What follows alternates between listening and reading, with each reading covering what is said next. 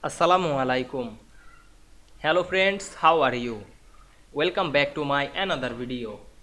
In this video, I am going to show you how to add solid color background in Microsoft Publisher.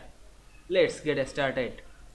Firstly, we have to open a Publisher document. Now we want to insert or add solid color background. Go to the page design option. Then click the background section and we can see the solid color. You can choose any color. Now I select this color. Then we can see we add a solid color background to this publisher document very easily. Now we can see we added solid color background to this publisher document very easily. You can change this color. Go back again the publish background document and change the color. I hope you enjoyed the video. Please like, comment, share and subscribe my channel. Thanks for watching.